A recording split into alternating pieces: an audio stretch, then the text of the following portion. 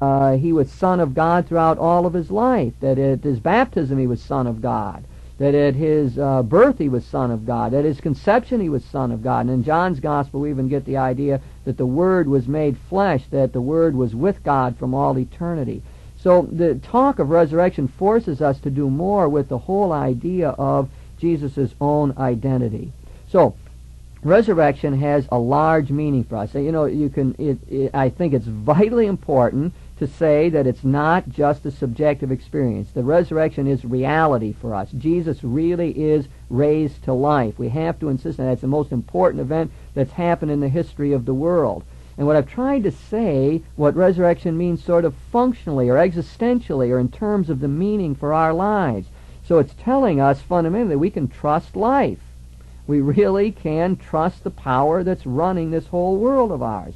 It tells us that all of the darkness in life, which is epitomized in death, is not the final word, that love triumphs over that. It tells us about the power and force of love in the world. It calls upon us to spread some of that love. And it tells us that who Jesus is for us, the final prophet, the absolute Savior, the influential person, the one who's still touching this world, the one who's life-giving spirit. I have the image of a person who's filled with energy and strength, and the sparks and the vibes are just coming off of him and touching people all throughout the world. Resurrection says that Jesus is not tied down to one space or time now. He's in a new time-space dimension. He's not a resuscitated body. He is now in a new kind of existence in which he is able to share his whole life with us. He is indeed, as the sermon said so clearly and simply, the Father has raised him to life and has constituted him as Lord and Messiah. He now sits at the right hand of the Father and is life-giving Spirit for all of us. Well, I'd like to stop there again and perhaps allow you to discuss a little bit. I think it would be good to form a small group or talk to the person next to you, or to think privately about this, maybe write in a journal, any way you want to do it, to say, well, what does that all mean to you now? Which of those meanings really touches your own mind and heart, and what does the resurrection mean to you in your current struggles in life?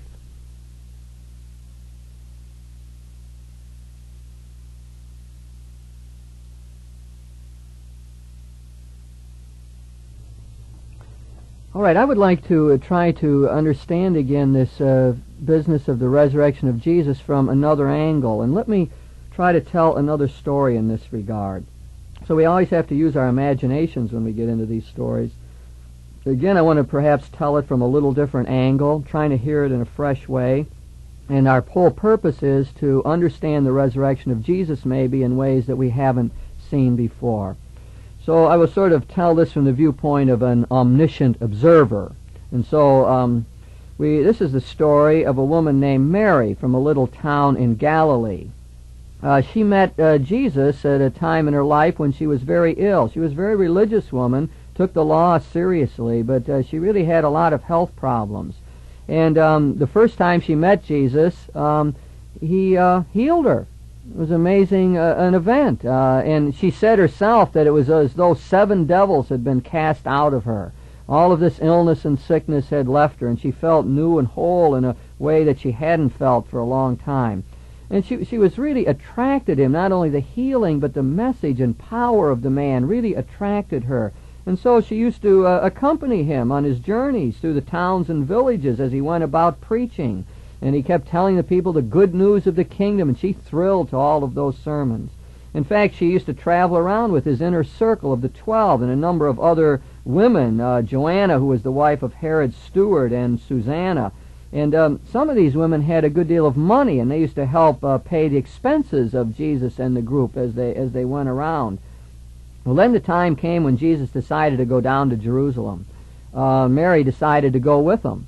They used to joke in their company that Jesus and the 12 probably couldn't survive without him. And so she said, well, we better go right down there with him.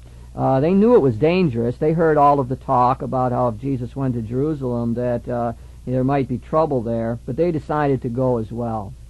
And then Mary was there. They had all gathered for the Passover meal. And then after that, Jesus went out to pray. And then it was that they heard the terrible news that a group had gone out and arrested Jesus, that he was being tried that he was being taken before Pontius Pilate, and even that he had got sentenced to death. They heard he was going to be crucified. And so Mary, with some of her lady friends, went out and along the way. And sure enough, Mary's heart broke when she saw it. Here's Jesus beaten up, scourged, crown of thorns, walking along carrying his cross, being taken to a point to be executed like a common criminal. This great man, this healer, this teacher, person who had touched her life, being executed as a criminal. She stood at a distance with the other women and just watched. They did crucify him. It broke her heart to see it. It seemed like the whole cause was down the drain, that everything he had stood for was being destroyed. But that wasn't what bothered her most. It was that her friend was suffering this terrible torture. Her heart ached for him. They were off at a distance, and suddenly she heard him cry out in a loud voice. She was amazed that he had that kind of energy and strength at this point. And he said something like, "Father, into your hands I commend my spirit." And then it was that she could tell that he died. And she felt a moment of relief, great sadness, but she felt relieved that he wasn't suffering anymore. She couldn't pull herself away. She just stayed there watching at a distance. And in the evening, Joseph of Arimathea came, a good friend who had been following Jesus, but a secret one. She was really surprised to see him.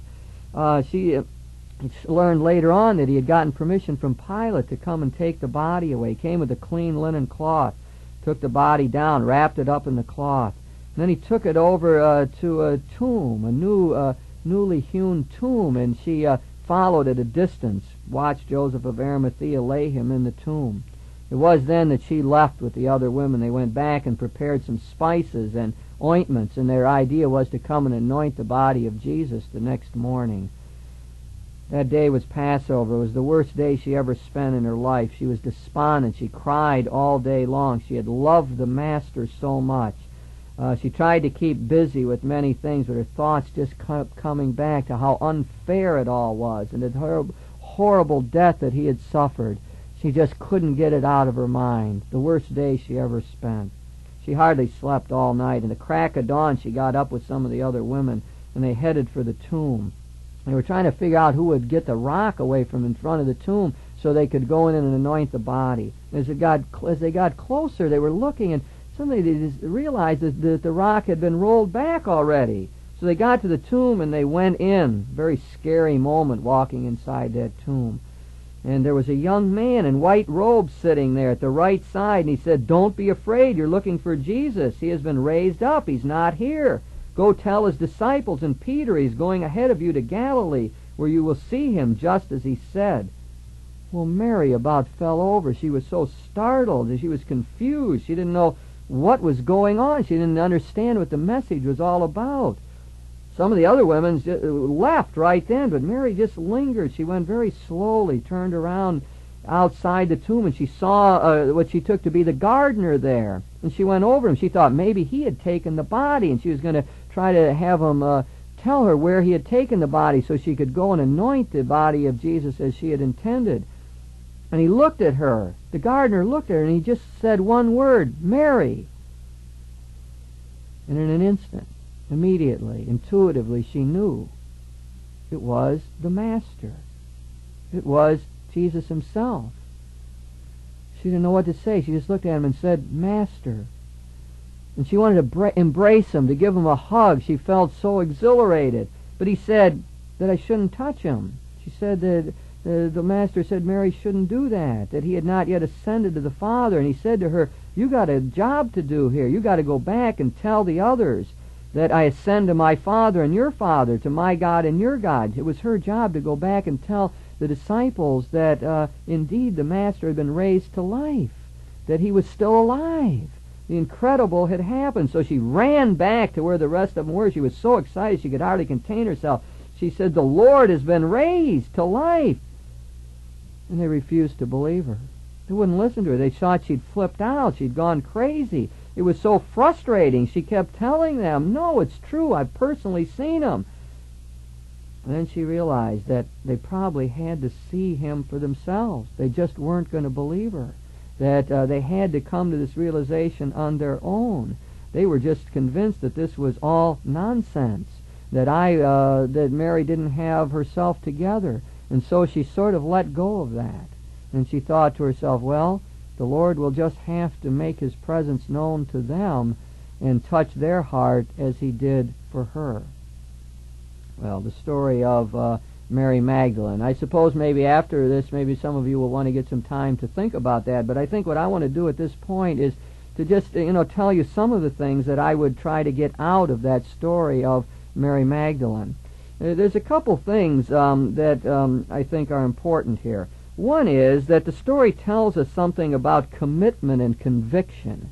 That Mary became one of the first evangelists. Of course, you know who I was talking about. I was Mary Magdalene. I didn't tell that story because many people hear Mary Magdalene, they think prostitute and so on, and they never get by that. So I wanted to tell you the story, not as Mary Magdalene the prostitute, but as the believer, the woman who was ill and had the devils cast out of her, and then became the great evangelist, the woman who was called upon to spread the good news of the kingdom and knew her moments of frustration and all of that. So what does the story tell me? Something about the importance of commitment, that the resurrection means you got to go out and tell other people. That Jesus didn't want her to just stand there and to converse intimately and embrace him and so on. She had to go out and spread the good news that he had been raised to life. And surely that's part of what resurrection is all about. It tells us that we're transformed, that we're different, that we now got a job to do, that if we believe this essential truth, that we've got to try to tell other people about it. Now, another thing that I would get out of this is that when they did get around to trying to tell people about it, they had two major ways of doing that. One was to talk about the empty tomb. And that's the whole story here, that they go and the body of Jesus isn't there. The evangelists used that in various ways. Matthew used it as sort of a polemic against the Jews to show indeed that Jesus had been raised up to life. Luke puts it in a whole other kind of setting. He's trying to show us that Jesus was taken up to God's side so that he could appear to other people. The empty tomb became one of the prime ways that the early Christians tried to tell the people that they were evangelizing what had happened. It was a graphic way of saying, look, death couldn't contain him. His body is no longer in the tomb. It's empty. Don't you see? Something important here, something unusual has happened that we really don't understand. This is something that calls for faith. And the other thing I would try to get out of the whole story is the idea of the resurrection appearances. It reminds us of all those other appearances of Jesus on the road to Emmaus, to the disciples, and so on. And the appearances have this startling thing of showing that it's the faith that counts. It's faith that allows you to see Jesus. It's not like he's just walking around and everyone sees him and so on, but it's faith that counts. You have to be committed to him. You have to have your eyes open. The appearance accounts tell us that of the doubt, things like Thomas, for example, he can't really understand it. He doesn't get it straight. The appearance accounts draw us in. We could say we're like that. We're like doubting Thomas. We're like Mary wanting to embrace the Lord. We're like the disciples who can't quite figure it out. So that we have these marvelous stories in the New Testament which enable us to really appreciate and understand who Jesus is. And it's marvelous to just read through them. They don't all make consistent sense. They got their own inner logic and so on. But the way to read them is as statements of faith. What it's like Mary Magdalene, it's like the disciples, it's like the evangelists. They're trying to tell us, look, you can be changed also. You can be transformed. On the road to Emmaus, what did they say? Our hearts burned within us. And then it was in the breaking of the bread that we came to know who Jesus was. This is how these stories, I think, really ought to touch our own mind and heart. Our hearts ought to be burning. We ought to realize that Jesus is operative in the world today. He's around now. He touches us. He's at work trying to transform this world of ours. We got to be alert to all of that. Well, what I would like all of you to do now is to try to get hold of this. You need some more discussion of this. I think our small group or one-to-one discussion would be in order. Good time now to try to say, well, what does that story of Mary Magdalene mean to me? And how might the Lord touch me in my own life today? What does the resurrection mean to me as I try to wrestle with my daily problems? And so I invite all of you now to spend some time trying to get a clearer sense of our whole topic here, Christ and the resurrection.